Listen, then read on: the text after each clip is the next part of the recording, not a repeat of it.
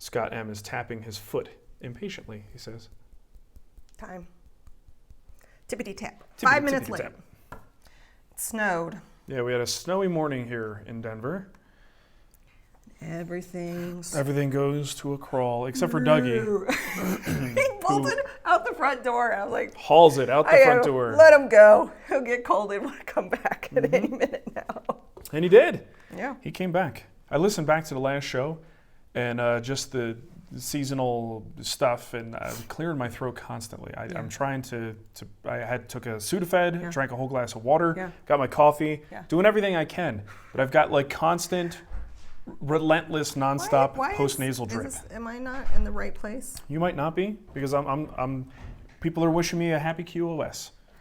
So you must be in the wrong spot. Oh no, here, I found it. There it is. Got it. Hey, look at those guys.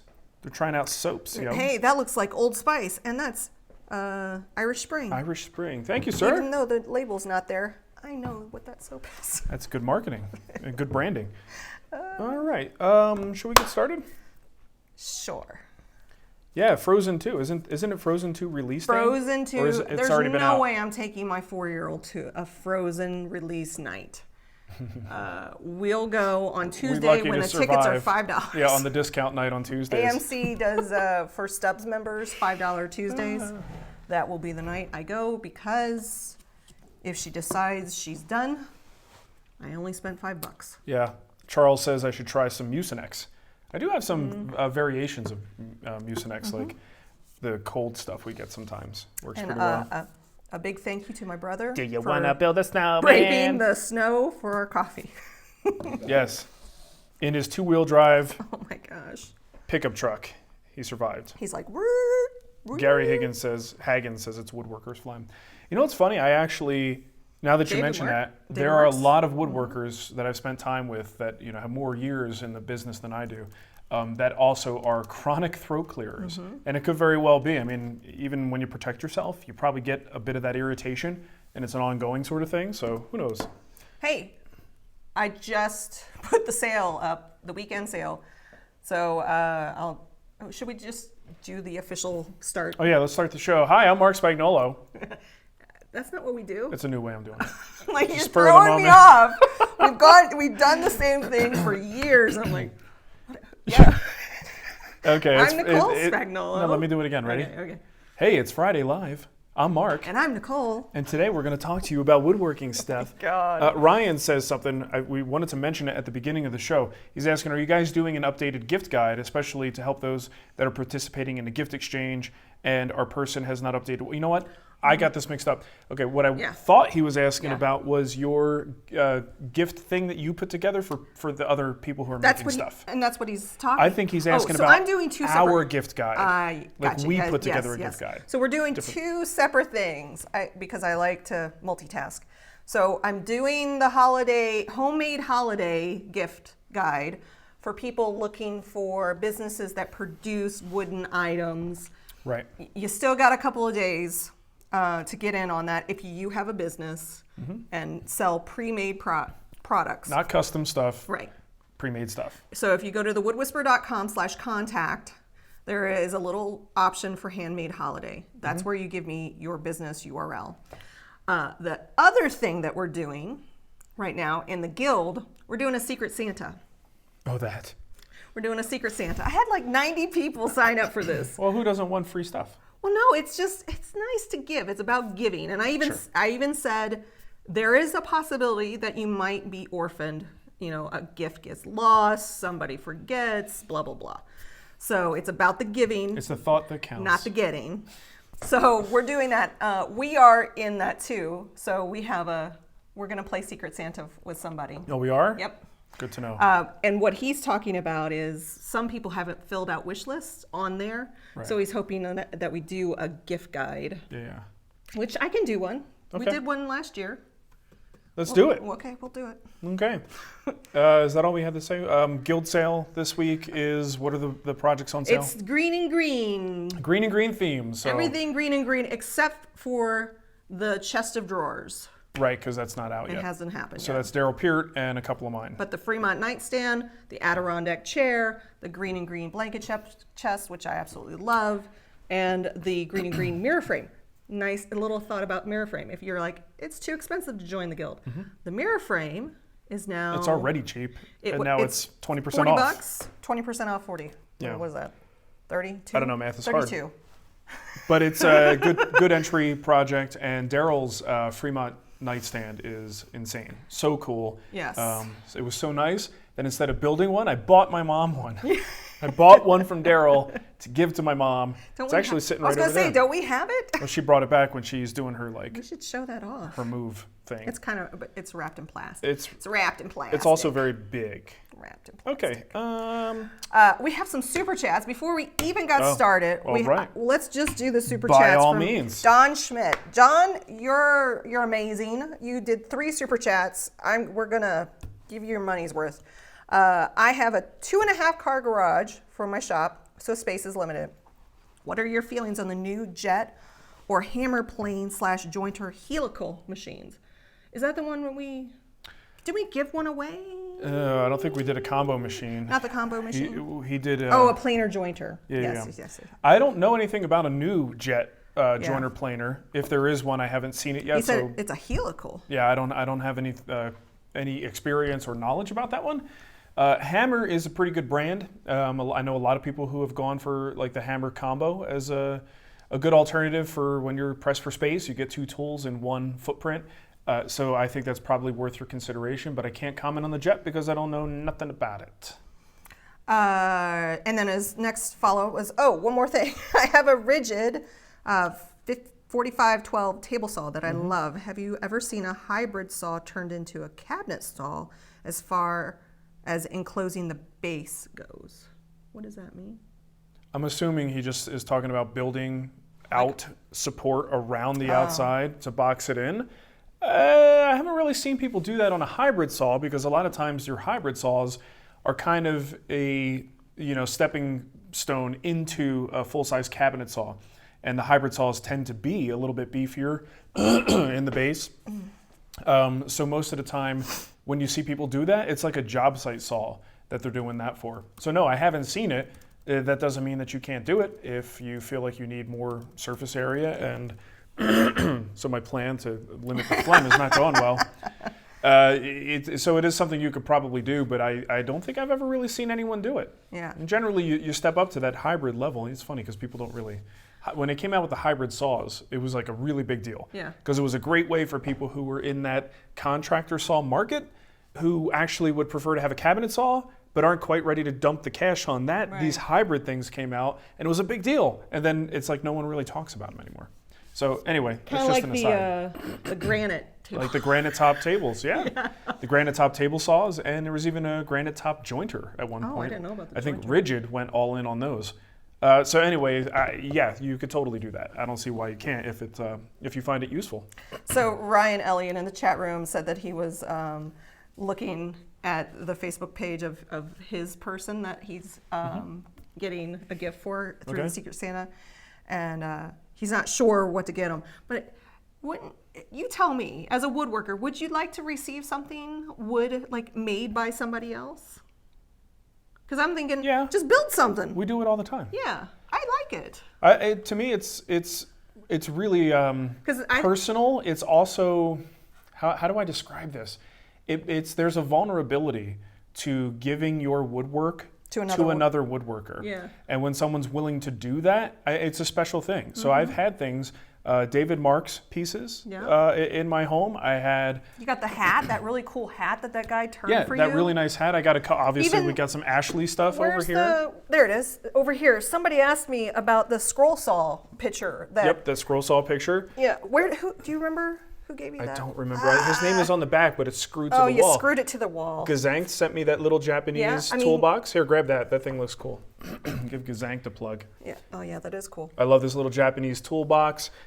They're actually Velcroed to the wall, but these coasters by David Wiggins. Yeah. Scott Hampshire's band hammer. I mean, that sign up there. There's just a lot of stuff. Anyway, the point being, it's kind of almost an intimate thing in a sense because you're giving it to someone who could potentially dissect the crap out of it. And they know your flaws. They can see the problems. This is not the same as giving one to your mom or to your neighbor. Right. So I think it actually is pretty cool to receive wood things that maybe you have a specialty, right? Even if you make something that you specialize in. even something like this, there could be just a gift card in here, but it's still That's what he did, I believe. It was like a Dunkin' card. Donuts. But so hopefully that encourages. I think for our person, I might make a quilt or blanket for him. Plus, if you're buying for other woodworkers, it's really hard. You guys know how it is. To find something they don't have or something they actually would want. That's a really difficult thing to do. That's why, like, on our gift guide this year, we're going to talk about things like belt buckles. Like stuff that, there's a real good chance if you got a guy on your list, he might like this belt buckle and he might not have it. Sean Patterson, no, Scroll Saw Scribbler did not do this one. No. That was well before we even knew of Scroll Saw Scribbler. He did. You commissioned him. I commissioned him to do the Christmas vacation piece. That's in our house. Yeah, I feel bad. We should take it down and look at the guy's name on the back. Sorry. And that's a very different type of technique. And I had actually somebody email me asking who did that. Sorry, I'll find out. And then finally, Don's last super chat. Oh, by the way. Loved your drawboard joinery video. Video. I like the video. Have unlimited supply of free black walnut. I can't wait to try it. Would love to see you do some Japanese joinery videos. Okay. Thanks, Don. All right, we should probably jump into our Patreon questions. Do we have any Patreons to thank? Well, that would require me clicking a few extra times, Nicole. I closed my browser window. All right, fine. It's all right. I'm going to look it up. I'm going to look it up. You do it. Relax. Let's go, Gmail. So while he's doing that, I am pulling.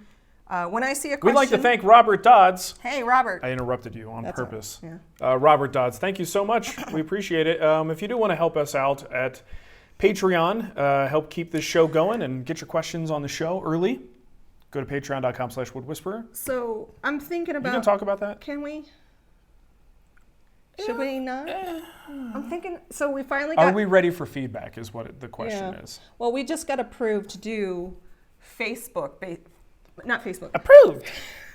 YouTube Patreon, basically. Yeah, it's basically YouTube trying to take back what Patreon took away. Yeah. Like a monetization method around communities. And then it brings everything in where we are, which is YouTube. I don't know. I'm still playing around with it. Yeah, the reason I didn't want to bring it up is because we haven't fully thought through the implications and what might happen, what this might look like. So that's why it is unwise to bring it up and discuss it on the show because we don't even know anything about it yet. I think my gut says yes. Now that you've said it, what would happen is we would probably start the second one up, run them concurrently for a fixed period of time, and then completely move away from Patreon and have everything in the YouTube basket. Yes. So because everything integrates with we're already the chat doing the show here. Yeah. And it definitely would be a better integration. Yeah. But change is hard. Change is hard. Always. Okay. Questions in the Patreon. Okay, so these are from Patreon. Sean Harrison wants to know. He says he's got a question about vacuum and the rate of flow on dust control.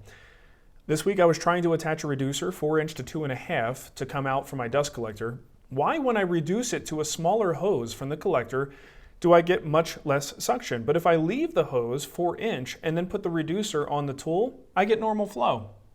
All right, so I'm in the flow. I want to get out of the flow. Okay, so Chris Kalnassi actually chimed in as a response on this. I'm going to read what he wrote. Simply put, Bernoulli's principle, you are increasing velocity, thus decreasing pressure, but doing it very early on in the system. Immediately out of your DC, it sounds like.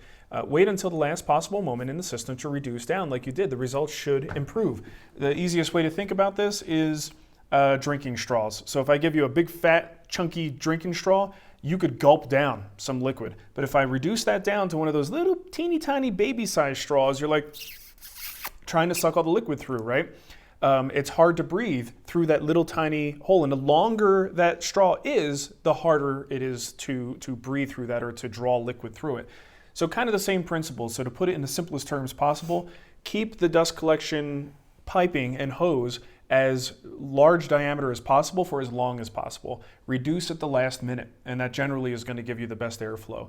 You reduce really early, and then you have a skinnier, smaller diameter tube, and that's just putting so much extra friction so much more restriction on the airflow that it's just going to completely kill the airflow. And as you've seen just with your experiment. So look it up. There's tons of information on this if you want to dig into the science. But the on the ground woodworker version of this is keep the hose as large as possible for as long as possible. Tim JB made me laugh. He said, changes are good. You go first. Attaboy. Okay, Yoso wrote in. He says, hey, long time without asking questions. So here goes one about fixing mistakes. I'm in the middle of making a kid's kitchen step stool, and I placed some dominoes on the wrong side of a nice cherry leg. Any recommendations on how to fix those? Been thinking about remaking them, but only cherry that I've got on hand is way lighter than the one that I'm using for the project. Oh boy. Well. Yeah, boy. Oh boy. I mean, you could patch it, right? So if you have a router, you can. No, you don't want to use a router. You already have the routed hole. You could get a chisel, square it up, and then cut a little cherry patch to drop in there. That's probably going to be one of the more disguised, like easily disguised repairs that you could do. The cherry you have is lighter, so that might be an issue. You might see it a little bit because the color contrast there. But generally, something like that, patching with wood is kind of the only way that you can make it so that people don't see it from 10 feet away. If you patch it with a filler, that's not really that's going to be an eyesore. If you patch it with a domino, sometimes I've done that. If it's a hidden piece, that's end grain. You're going to see that as well. So I don't recommend doing that. I just recommend making yourself an actual patch out of cherry and then hoping for the best. Yeah. Got a question here. I only have two more. Okay. So I'll pepper mine in. Peppa. Mike Phillips wants to know, good morning, guys. Quick question. Will a 3/4 piece of Baltic birch with the face frame span 34 inches under my monitor station be strong enough to support a Festool vac on a pull-out drawer glides? Sure. My eyes went cross reading that. I'm just going to keep going with this sentence. This reminds me of I'm ready to cut the vegetables. I guess. Baltic Dude, birch. I don't know. I mean, Baltic birch on end is really strong. Like it can support a lot of weight, and if the structure is there to support those partitions, and then you've got drawer slides, even the cheapest ones are usually rated at about like 75 pounds each. So you should have more than enough weight capacity there, the ability to support it. I'm thinking possibly there's a real good chance, but I'd have to see a little bit more on this design on a Friday morning on a snowy day. My brain isn't exactly going to make all of those connections for you. This is still asleep up here, even though this isn't. This is my gray matter. Okay, and I'm not talking about my hair. Craig. Did you notice I shaved? You have reminded me multiple times that you have shaved. Well, when I do it, it's like an event. Yeah. It's like a holiday, and I shaved clean for like 2 days. Well, cleanish. What are you getting off my ear? Nothing. What was there? Dried milk? No, it's a little hair that is Nicole, attached. Look, there's things that happen as you get older. I just thought it was from your shave. The hair generally leaves the places where I want it and shows up in the places where I don't. Yes, I know. Okay. It's same for women too. Okay. Let's not talk about this. Yeah. It's gross. It makes me want to throw up. Craig Chagrin Hammond says happy Friday. Happy Friday, Happy Craig. Friday to you, Craig. Oh my gosh. Okay, next question from Paul. Jointer knife alignment. I've seen conflicting answers on the question of the height of the jointer knives relative to the outfeed table. One camp says perfectly flush, another says a bit proud. There's a Grapevine Woodworking jointer maintenance video that preaches the rule of setting a ruler across the blade and outfeed table and then advancing the blade and having the ruler move about 1/8 of an inch. Others show techniques that ensure flushicity, as George Vondriska would say. What's your best practice? Well, I have a video on this, and it shows my best practice. It's the jointer calibration video I did. Is it the joiners jumping? No, that was using the jointer. Okay. It was jointer tune-up, setup, something like that. How about I go to the woodwhisperer.com and use the search? and use the search. Search is very handy. Yeah. So I always go. I'm in the camp that says it should be a little bit proud. I mean, really, I'm in the camp that says do what works for you. And if Which one is it? Jointer setup? Yep. Jointer setup. Episode 118. So here's the thing. You really have to try this yourself. Now, the reason I do that or did that is because after I tuned everything up and I had my blades completely flush with the outfeed table, I wasn't getting the right kind of cut. Something was weird, the results were just off, so I started messing around and just kind of haphazardly found that if I just, after the tune-up is completely done and everything is flush, I just give it a little teepy tap, and I bring the outfeed down like 1,000th, as little as I physically could, given the restrictions of something that kind of is very clunky. And as long as I lowered that outfeed table just a hair below the blades, I got perfect results. Now, theoretically, I don't know why that even happens, but it's what it took in order for me to get the thing to work the way that it's supposed to. So it doesn't surprise me that there are a certain set of people who out there have discovered themselves the same way I did, that you need to have them be a little bit different. That said, someone may set up their jointer, have them perfectly flush, or at least think they're flush, and they get great results. Who cares? It's fine, whatever works. So I would try flush, do the whole setup process, make them flush, and try jointing some boards. If you don't get good results at that point, then try lowering it slightly and see if it works better for you. Ryan Elliott in the chat room said, you said Peppa, and my 2-year-old just looked up, dropped what she was doing, and said, Peppa! Peppa Pig? Our daughter is a huge Peppa fan. We were supposed to go see Peppa Pig live the day the car accident happened. happened. You crashed into somebody. I didn't do it. She did. Nicole got her new car last night, and I had to drive the rental minivan back, and I gave her, or I was leaving her, she was in the new car, and I took the keys for the minivan, and I said, try not to crash this one.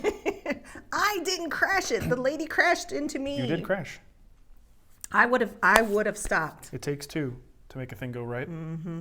It takes two to make it out of sight. Anyway, we are big Peppa fans too, so hopefully your daughter, maybe she's watching Peppa right now. I don't know. Okay, let's get to my last question here from Chris Calnassi. He says, I know at one point you had a live camera feed for people to watch. Is there any particular reason you don't do it anymore? Would be cool to watch, especially with adding Jason to the shop. Anyhow, have a good weekend and hope the Spags have a wonderful holiday.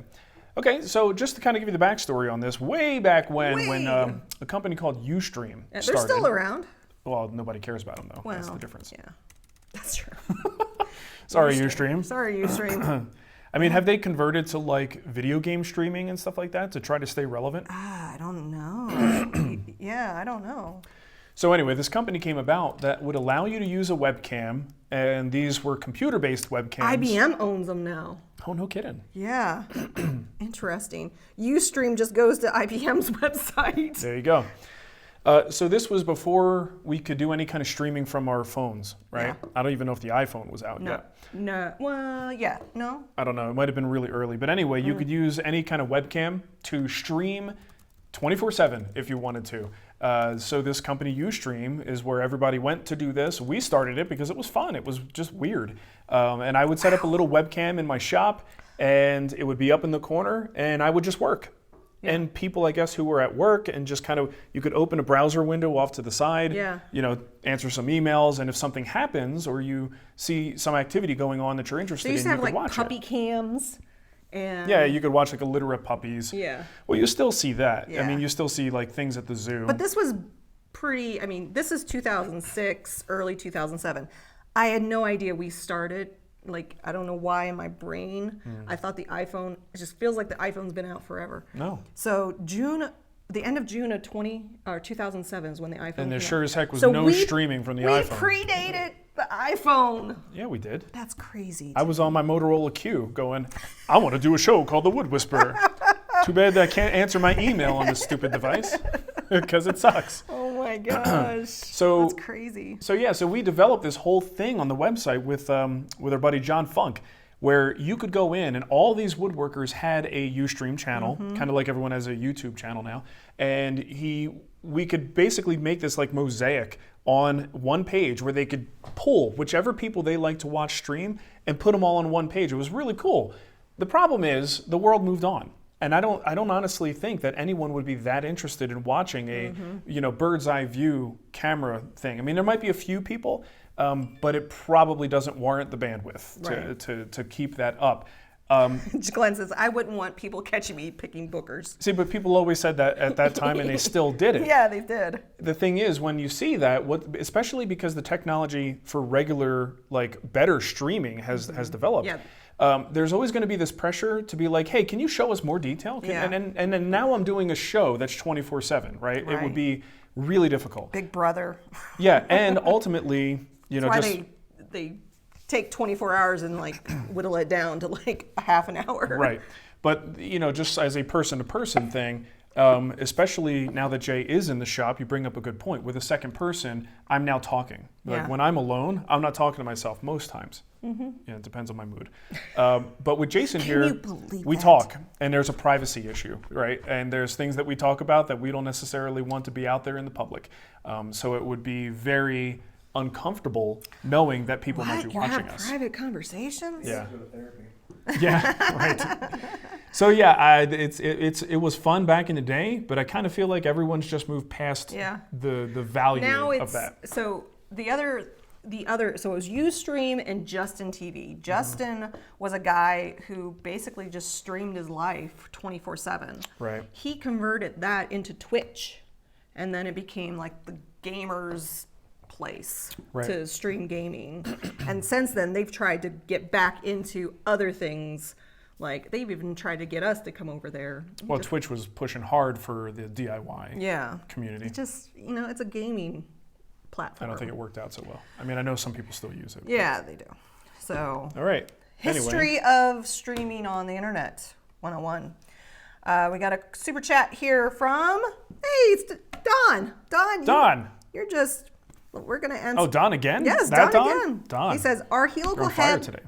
Machines worth the extra money?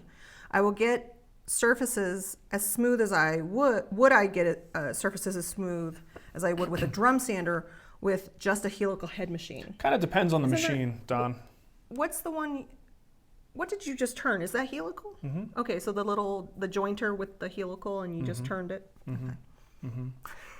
Mm-hmm. I think helical heads are worth it. I mean, the quality of the cut is a factor. For me, it's calibration and setup. So yesterday, we were jointing and planing some really figured maple. It was tearing out like crazy. And I have not rotated the helical little cutter heads, the little carbide cutters. I haven't rotated them since I bought this machine, and it's like 6 years old. Maybe more.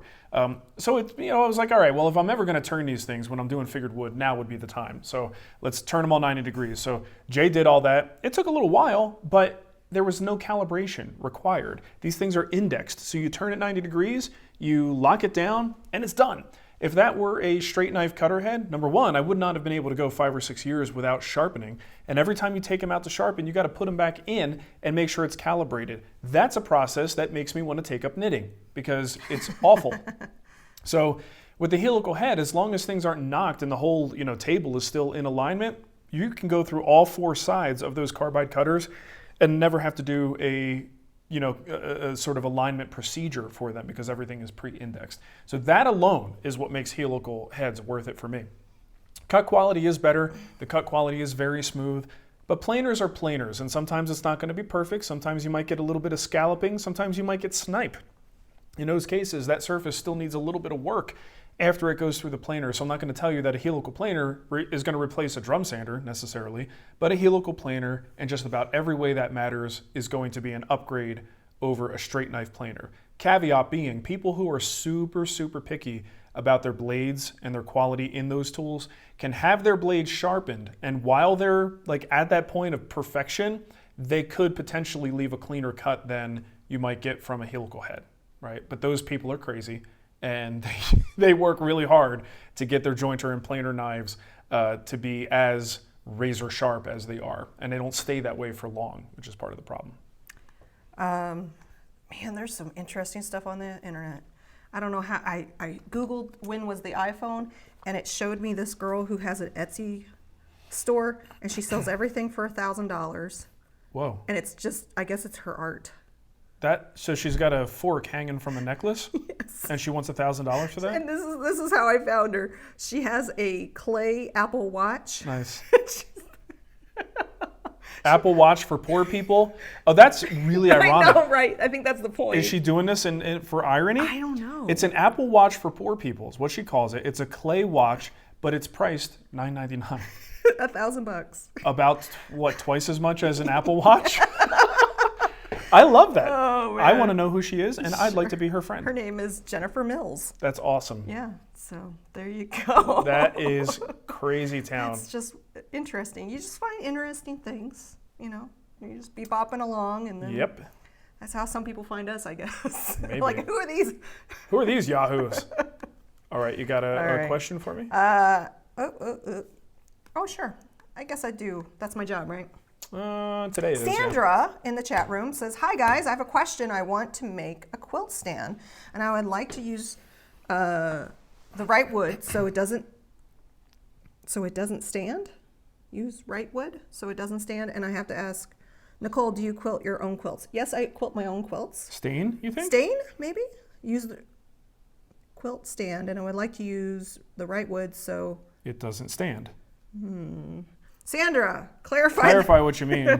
because you bring up. I think maybe she's saying she doesn't want the wood to stain the quilts, right? Oh, yeah. So maybe the finish Maybe. or something in the wood might stain the material. Let us know if we're on the right That's the only thing track. that makes any sense there. I will say I would love, if you want to give me anything for the holidays, I would love a new cabinet for my fabric. What is wrong with your sister, man?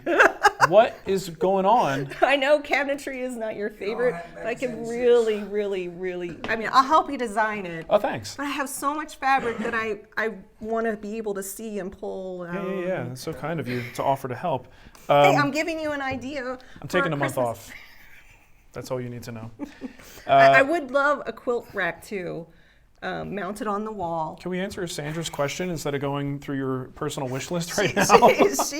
She inspired me. I think you're probably looking at, I might not use like an oil-based finish, especially one of the ones that's not, I mean, maybe like a good polyurethane finish might be perfectly fine, but I feel like this is a job for lacquer.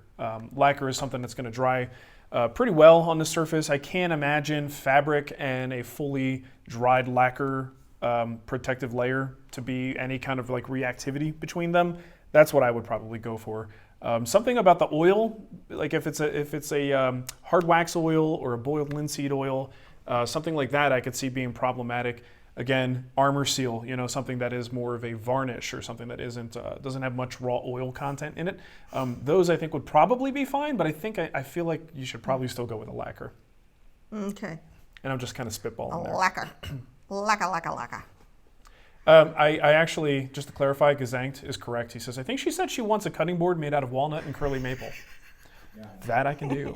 I got you covered. Somebody said that we need to give Jason a mic. We could probably do that.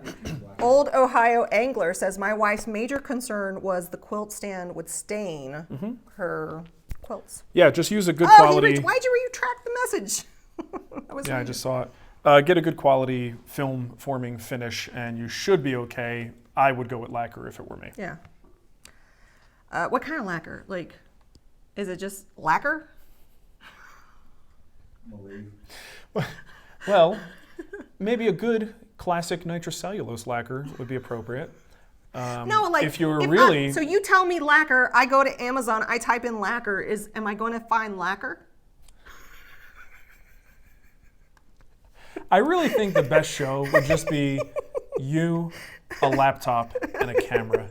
And just, the internet has lots of interesting things. Lacquer. Let's see what we can find today. Is there a particular brand of You lacquer? sound like, how Ava does that all the time? Yeah. Like, when you get a cold, you get a cold, right? Like Watco. When I Google lacquer, I find lacquer. Peppa Pig. All right. So like Watco has a lacquer. In this case, any lacquer will do. I don't think he needs to be fussy about it. Go get her, Sandra. Yeah, but he said his wife. Sandra. Sandra asked the question, and the then other gentleman Ohio, said something about his wife. Yeah. Okay.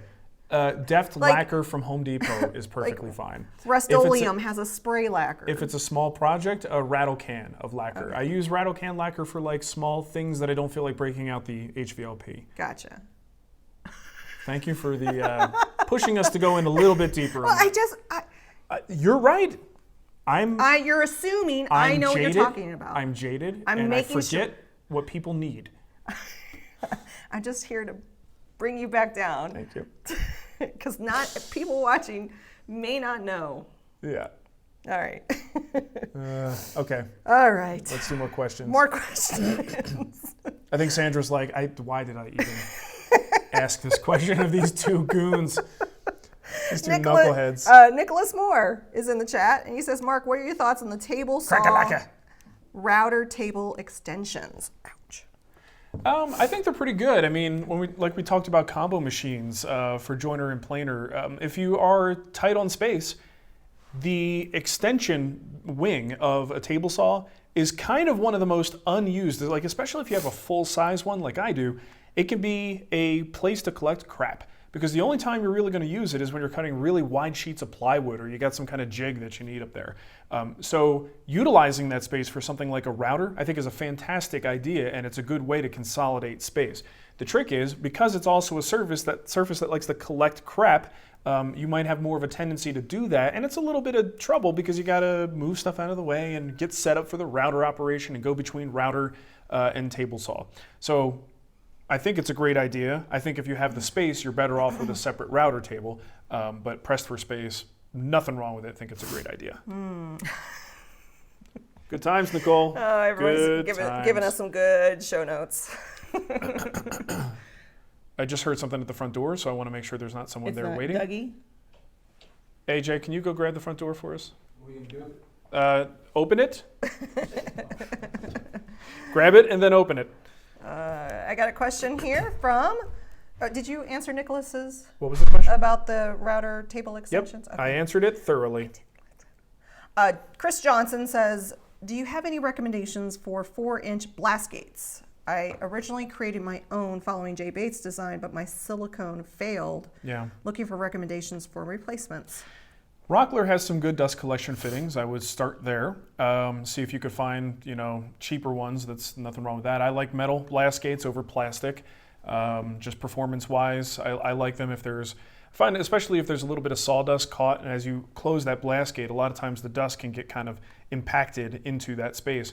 Well, the metal is nice and thin, and I find that it kind of cuts through that a little bit.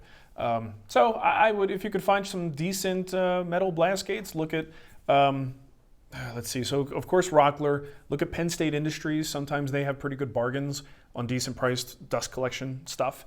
And then of course you got bigger companies like Oneida if you want really high quality stuff, really heavy gauge material.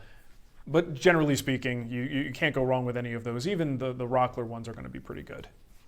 James Hickey wants to know, hey guys, question about butcher block countertops. I have a client wanting these for their kitchen, wondering about a finish that would resist a hot pan being set on them. Plastic? I mean, here's the thing. I feel like if you have wood countertops, you have a certain responsibility to not mistreat your wood countertops. Right. And I realize it's, this is life. This is how people live with their homes. But if someone really wants true butcher block countertops, they should be educated on why it's a bad idea. Look, and you make them sign a waiver. Yeah. I mean, we have, what do we have? Granite? We have granite. And we actually have an island with stainless steel. You know what I still don't do? Put a hot pot on top of it. Why would you? Like, put it on a trivet or put it on a pot holder or something like that. There's just no reason to put it on there. So I don't think there are very many finishes out there that will happily take a scalding hot, burning hot pot placed on top of them. So if that's something that you think is going to happen a lot, I might be inclined to go in the other direction. Instead of putting a finish that is supposed to be so heat resistant it can take this abuse, I would go with a finish that's a little bit more natural, something that's easy to repair, so that when someone puts a hot pot on it and you get a little scald mark or a burn, that you could very easily spot treat and sand, refinish, and then everything looks new again. So that would be me personally. You're going to find a lot of opinions on something like this. But I think the most important thing is to educate this person or people on how to properly treat a butcher block countertop and what not to do to it. Yeah.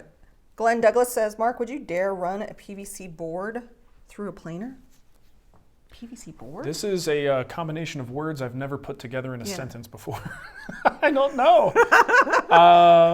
You know what? There's a lot of people who are smarter than I am in this chat room right now who could probably tell you what the ramifications of running PVC through a planer would be.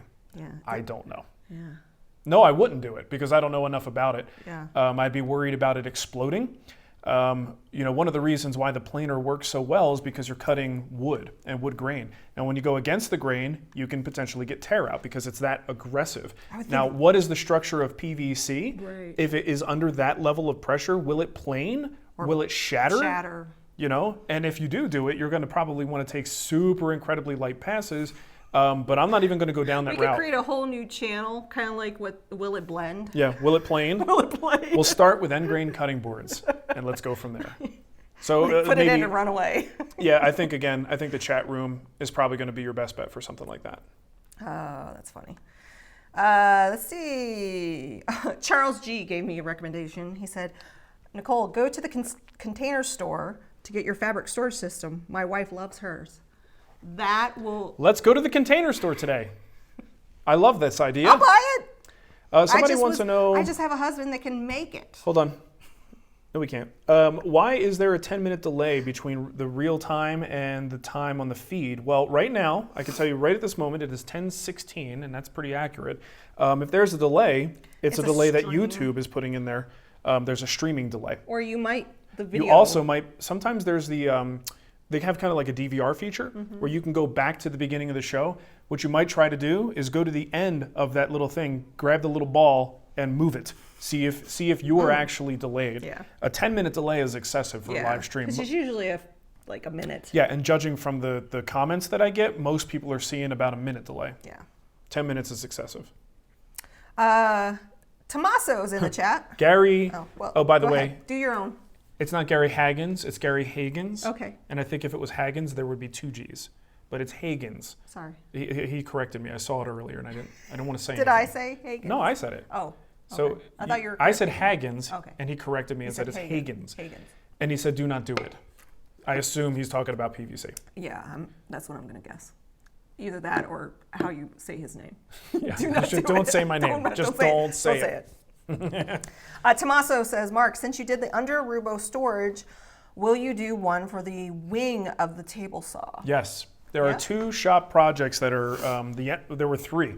The MFT table, which again, that plan will come out soon. That was one. The overhang, we just talked about this, the extension wing of the table saw, some kind of a storage unit there. And then the outfeed table storage. There's going to be those 2 projects coming up, definitely in the coming year. I'm just making fun of you. Unfortunately, this doesn't translate to the audio version of the show. People are really missing out. I know, right? Oh, man. Got a question here from, I already did James Hickey's question. We did Chris's question. Matt Sturgeon. What do you recommend for knockdown furniture? I have 4 girls, and the first one's pregnant. Oh, no kidding. I'm looking to make a cradle Congrats. that all the girls can use, but I'd like to store it easily between grandkids. Okay. Knockdown cradle? Well, sure. Why not? Knockdown furniture. You wouldn't make any of the furniture for our kids. Yeah, I don't like them that much. You're such a jerk. No, you just were paranoid about kids' furniture. It was more, yes, the crib. Yeah, the crib. But generally speaking, it was more about the fact that I really only expected to have 1 child, not 2. Yeah.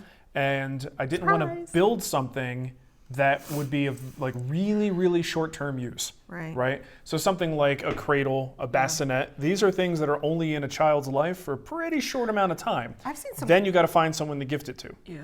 So I didn't want to build something that would only be with us for a short period of time. Now, had I known we were definitely going to have 2, I might have built a couple of things, like changing tables, stuff like that. Right. But it wasn't so much the safety thing outside of the crib discussion. A crib, I was a little bit uncomfortable. Not for me. I was uncomfortable making a crib and publishing it. That was where my discomfort was. Gotcha. So for something like this, knockdown hardware is perfectly fine. Look into various types of knockdown hardware. I'm not a really big fan of the stuff you find in most commercial furniture with the little cam lock and the post. I don't think they work that well. I think they tear out too easily. Maybe if you're doing it yourself and you're not using particle board, your results could be better. I don't know that you're in the market, and I hate to recommend something that's like up here, but since Festool came out with their connector system, and it's a kind of a game changer in knockdown furniture. It works so well. It's so sturdy. My son's bunk bed upstairs is held together with their connector joinery. So I have a lot of faith in that system. So I don't want to begrudge, or talk bad about the, standard cam lock systems. I think if it's done right and you have additional supporting joinery that's just dry, and then you just have those there to hold everything together, it can probably work just fine. Look into other types of knockdown hardware. There might be other things. You could just use clever use of T-nuts and threaded inserts and things like that. You can do some knockdown things with that, and connector bolts. We did that with we did that with the tables? No, the kids' kitchen step stool. Oh, yeah. Was basically T-nuts and connector bolts. And the kids' table and chair set was like that as well. Mm-hmm. So go to our website, look at a couple of those projects. We have a kids' table and chair set and what else did we do? I just said it. The step stool. Kids' kitchen step stool. Check out both of those and you'll see the use of connector bolts and the little threaded inserts. Didn't Anna of All Trades do a crib, but it was the base and it was like a fabric insert, which was kind of cool. Maybe. I was looking for it. That does ring a bell. Yeah. But I don't know. She posted a lot of pictures. It's going to be hard for me. I'll look for it. Mm-hmm. But that's kind of neat because then you just build the base, and like if the kid gets sick or whatever, you got an insert that you can swap out. Yeah, you can swap it out. Sure. Alrighty. Anyway. That's all I got. So. Wayne Nicholson. I'm pretty sure you have a video on this, but is it okay to spray water-based polyacrylic over oil-based stain? Do we have a video? I think I did that. I showed that, at least something like that, probably using boiled linseed oil, which is comparable to what you're talking about, in the tool cabinet video. So I did a plywood tool cabinet, wall-hanging tool cabinet. So look at that. I was experimenting. Actually, no, it was when I was doing that project, I did a separate video called Turning Water into Oil. Yeah. Wasn't that the name of that one? I think so. The name may have changed since then for SEO reasons, but look at that one. Generally speaking, if you can control it, it's always best not to combine these things, right? Stick with oil if you start with oil. Stick with water-based and, water-based top coat over stain. Yep, turning water into oil. Episode 47. That said, there are some reasons, sometimes there are reasons why we want to use an oil first and top coat with water-based, and it can be done. The trick is, let that oil-based stuff cure, right? It's usually got a boiled linseed oil base. It's going to take on the order of weeks potentially to fully cure, days to, I would at least give it a week, and then try it. One way you could shortcut this is give the stain a few days to dry, then hit it with a coat of de-waxed shellac, and then jump to your water-based top coat, and that could be a way to kind of seal that oil in without waiting for it to cure. Abby the dog is in the chat. Abby! I haven't seen Abby in a while. Who's a good girl? Who's a good girl? Have a dog treat on me. Oh. I'll be sure to give Dougie a dog treat. Thanks, Abby. He doesn't deserve one. He was a turd this morning. Man, he was chewing up boots left and right. My boots are all chewed. Well, not boots. these. I switched back to my other shoes, but he took Ava's boots, he took Mateo's boots, burger. he took your boots. I should have taken the video that I took this morning of him running in the snow. He slipped. Did he? Because he hasn't had much experience with ice and stuff. He's running up the steps and his just back legs went out from under him. That's a lot of weight to be moving around in those little pudgy sticks. All right. Oh, hey, Jay, bring that over here. We're going to do a... cool tool? Nope. I've decided the official new name of this segment is... As boring as possible, it is the WoodWhisperer product recommendation of the week. There you go. I like that. It's descriptive and boring. Yeah. Okay, so here's something that just came in, hot off the press. A wrench. A torque wrench? It's a torque wrench. And I'll give you the link for this later. Why did you buy this? So we were, Jason was installing the heads, the little cutter heads on the planer. It stinks. Oh. No, it doesn't. It does. It kind of smells good. It's got like a sweet smell to it. Oh, it stinks. That's what it smells like, man. That's what that So smells like. which one is it? Let me see. It's that one, right? I'll send you the link. Yeah, 1/4 inch. 1/4 inch. Yep. $25. Oh So- yeah, you purchased it. There you go. So you can put that one in there. So I bought this because when you install the little carbide inserts, you have to be really careful how much you tighten them down. And if you don't tighten them enough, they can get loose, they can go flying, they can break. And actually, as we were done with the project, my buddy Joseph Mensch texted me and he goes, hey, you might want to look into one of these because a torque wrench allows you to get exactly, what is it, inch pounds? I believe so, yeah. So you get the exact inch pounds that the manufacturer calls for, and you know that every single one of those is perfect. There's a lot of them. So even if you're hand tightening these things and you think you're really good and you're getting them all perfect, there's going to be one or two that you probably did not tighten enough. So this guy is something that's going to allow us to torque them just perfectly to the right recommended inch pound rating. And we should hopefully not have any little carbide bullets flying through the shop. Pew pew. Yeah. Joseph said that he did not do that and then subsequently had a bunch of problems and then immediately decided he was going to look into it and get a torque wrench to get this done properly. For tool setup, this is an overdue purchase for me. There have been many, many times I've installed things or put something together. Let's see, the impeller on a dust collector. I believe the Clearview instructions, as you're attaching the motor to that housing, they recommend using a torque wrench to get it just right. And I'm like, that's good enough. So admittedly, I've neglected that, but this isn't, a lot of you guys probably have one of these, especially if you're into automotive stuff. You're probably going to have one of these in your toolkit, but woodworkers won't generally. But as woodworkers, we're also machine repair people. Some of us aren't very good at it, but we try.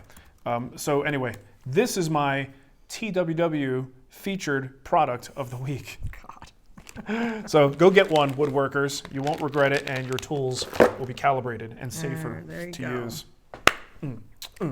Like that. I did find the crib that Ann made. See? There it is. Little... It's like a stand. Yeah. It's like a rocking stand. Yeah. So you put the, it looks like a wicker bassinet or something, whatever that material is, it's woven. It's a wicker, yeah. And it's a bassinet holder that rocks. It's a cool idea. I like that. I like it too. That's why I thought of it. I wonder what you could do after the baby gets older. Can you like turn it into a horse? Well, no, he said he wants it to be knocked down. So when... No, I'm just talking about if you built that one that she has, could you turn it into a rocking horse or something afterwards? Oh, maybe? I don't know. It's a rhetorical question. I know it was. Okay. What else we got? Let's see. I got a question here from JD. What rust remover do you recommend for restoring tools? JTP. JTP. His name's just JD though. Well, I'll be honest. I don't have to remove much rust. Most of the time, if I have a little rust spot, get a little WD-40 and then, kind of abrade it lightly. Oh, Jay found some sweet tarts. Sweet. He's got his stash in the Fremont nightstand. Is that from your mom? That's my mom's. That's great. Mom, too much You're sugar. diabetic. You're diabetic, lady. What were we talking about? WD-40? So I'll use a little WD-40 and that hits the spot. It works just fine. And then I put a little wax over it. If you are in a what kind of wax? climate, Renaissance wax. Renaissance wax. If you're in a climate where you have to worry about these things a lot more, you might want something a little bit stronger than that. The T9 Bow Shield product line is pretty good. They've got a rust remover that's pretty effective. Be careful with it. If you just use it for a spot cleaning, it will stain the cast iron. So I think it's one of those things like if you're going to do it, you might want to do it on the entire surface.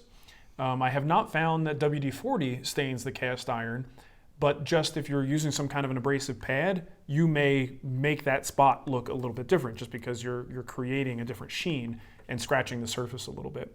The best thing you can do with cast iron is to get over it if it doesn't look perfect, because a good, well-used tool is generally going to have all kinds of tattoo marks, whether it's from a spilled drink, a rust spot, a leak in the ceiling, and just general use. These cast iron surfaces don't stay pretty forever. So, like I said, for me, it's just a quick cleanup with WD-40, wipe it away, and then wax. T9 Bow Shield. T9 BioShield, Nicole. I'm terrible. No, I did not. She didn't. I didn't. Matt Van Overloop says he uses 3-in-1 oil. 3-in-1. What's that? It's like a basic household lubricant. I'm going to get real technical on you guys. It's SAE 20, right? We just looked this up. We were trying to we were doing the jointer maintenance, and it said using SAE 30. And Jay knows a lot more about like automotive oils than I do, so he's teaching me about this. And so I wonder what 3-in-1 oil is. Can I use that as a substitute for SAE 30? And it's actually, if you look it up, 3-in-1 is SAE 20, not 30. And that's my trivia for the day. Stumptown Woodworks says, I'm way behind on live. It's super funny to watch Nicole try to add stuff to the Amazon shop during store. I do this because if I don't do it now, I won't do it later.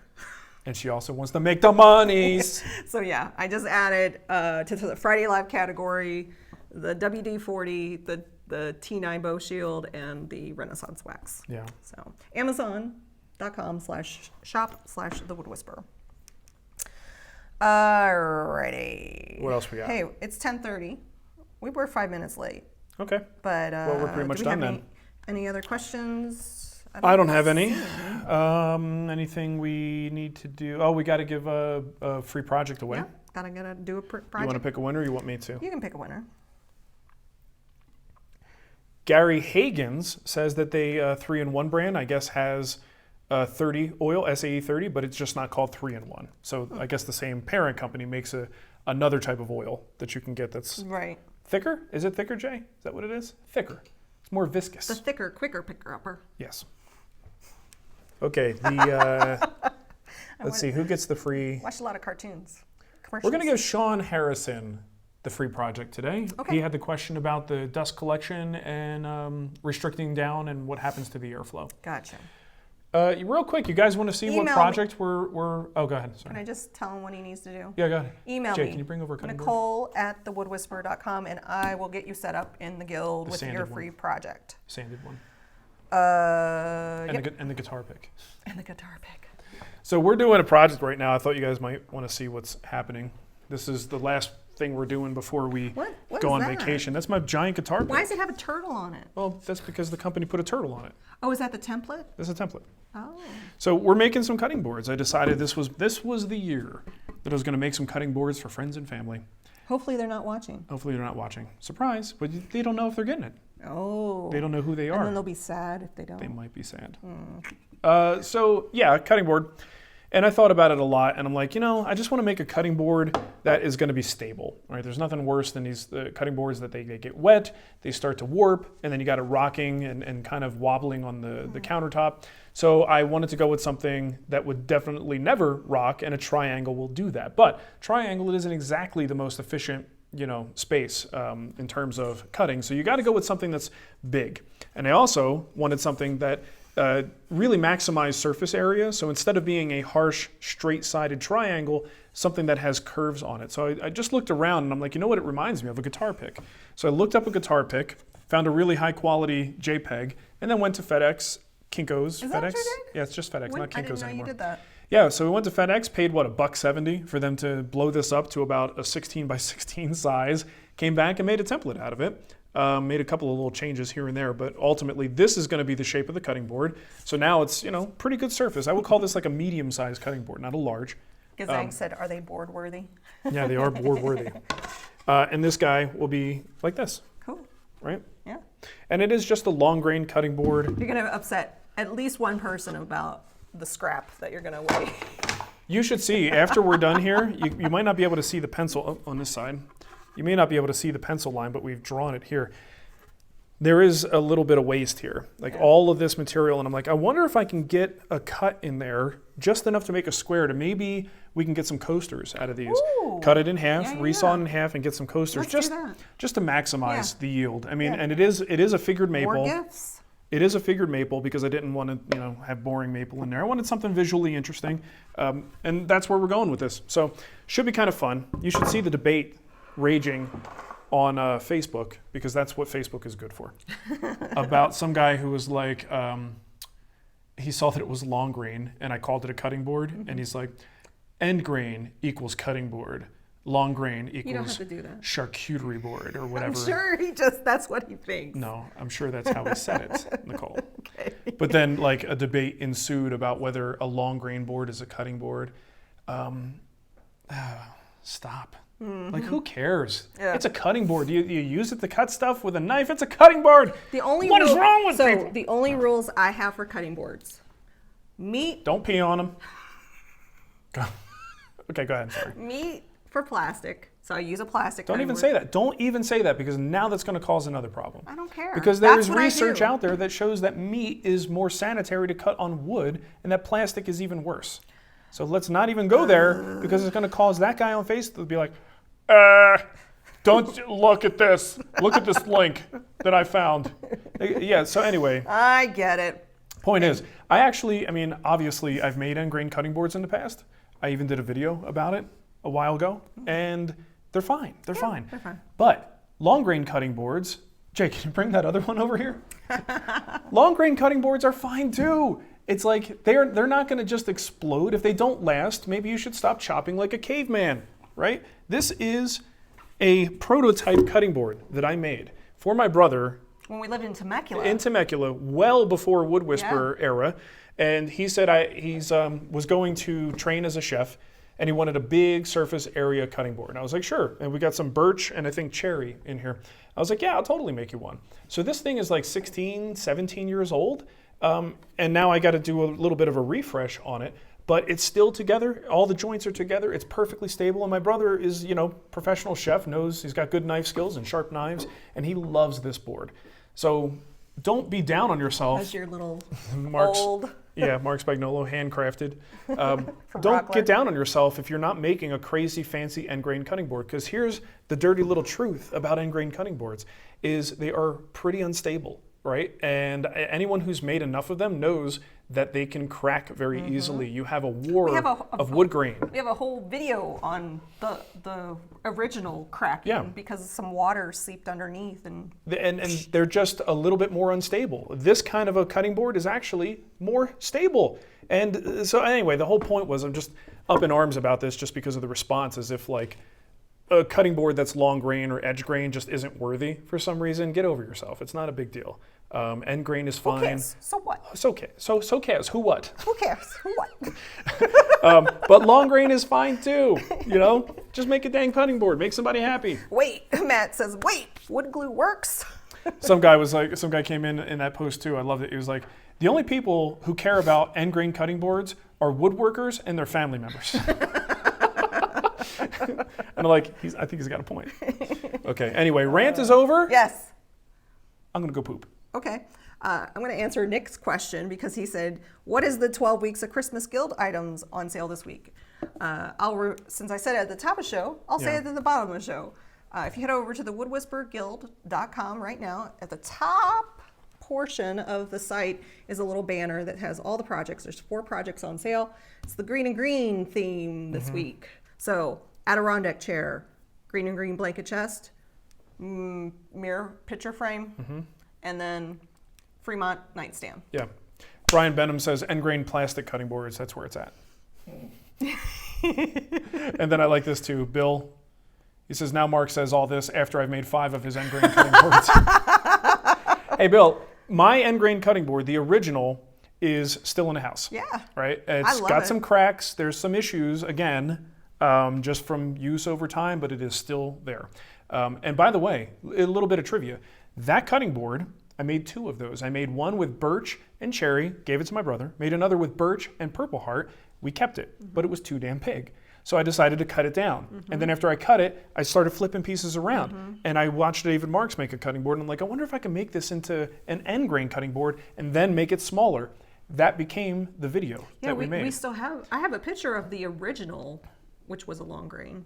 Right. So that particular cutting board that's in there originally looked like the one I just showed you. And then I came up with the thing like, we need to make this smaller, so let's cut it and then flip the pieces, and that became the cutting board that we did on the show, which is still in our kitchen. Vance Go said, when does the 2019 gift guide come out? 2019. Right, but we're not going to do a video. Are we doing a video? I don't know. That's why I didn't want to talk about it until we knew what we were doing. Somebody asked. Well, the answer is we don't know. We don't know. That's why we shouldn't have talked about it. Darn! All right. Richard wants to know, can you run end grain PVC cutting board through the planer? Actually, try it, Richard, and let us know. No, don't try it. Okay. Michael wanted to know, if I hit the skip ads on YouTube, do you get paid for the views? I don't know. No is the answer. You know, it's I okay. don't think so. I'm not going to force you to sit through ads. But you know what I do when I see that? I You know skip what? those ads. I skip ads too. I don't care who it is. So if you really want to support us, go to the guild, pick up a project. Yeah, the easiest way And be to like- directly support what we do Yep. is to buy a project in the guild. This way you get something in return. It's not just a donation.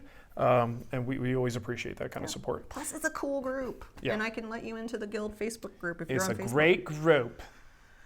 Alrighty. I think, yeah, let's wrap it up. I'm gonna talk about this. Ray Fisher says long grain cutting boards dull the knives much quicker than an end grain cutting board.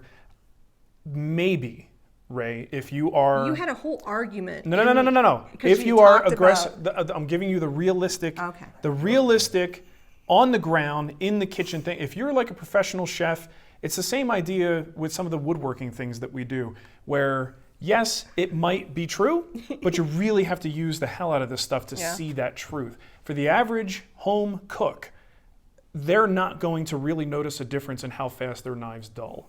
Okay, and end grain, the whole self-healing thing, and that allows the blade, that all is true. But I think that becomes more of an issue when you're like a professional chef and you're pa, pa, pa, pa, pa, pa, pa, and you're moving fast, right? Most of us that cook at home are like this.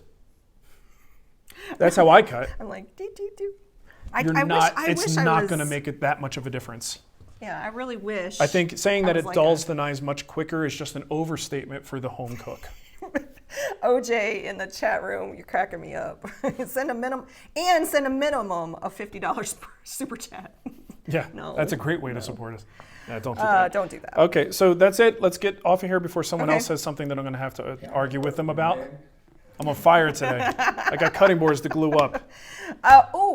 The Black Friday. Next week is Black Friday. We're going to do a live show, right? Yeah, why wouldn't we? Who cares about Black Friday? That's today. So are we going to do anything? The estimate for the concrete thing? No, I think it's today. Estimate? So I told you guys about the garage floor situation. I've got another company that does the mud jacking for concrete to come and look at the shop and see if we can't resolve this sloping and dropping concrete wonkiness. pad and the areas where like it's such a trip hazard, it's ridiculous. So we're hoping to even some of these slabs out, and it's probably going to cost me an arm and a leg and maybe a little toe. Hey, I got a last minute tip for you guys. Chris says his brain finally woke up. Coffee for the win. I'm on fire. If you are an Amazon shopper and you're trying to, if you have your eye on something specific, check out a website called camel.com, and they will send you notifications when the price drops. Yeah. So I put up a little tutorial in our guild group about it, and because I know not everybody knows about it. There's also a Chrome extension that you can use. So. Jason, self-leveler? No, not here. I would need a truck full of self-leveler, and it would probably create way more of a mess and cause more problems than it would fix. This is like, how many of these little slides? 1, 2, 3. If you're counting the space between the expansion joints, there's like 8 of these that are going to need to be moved and shifted. This is unfortunately not something that's repairable with like pouring down some self-leveler. I wish it was though, because that would be nice. Okay, So, yeah. let's get out of here. Bye. Peace out, everyone. Have a great May weekend. all your sales be great. Yep, keep those knives sharp. Watch out. That wood is going to bite them. Oh, we got to do a show title. Oh, we do? Yeah. Okay, go do it. Okay, I'll do that. Bye. Bye.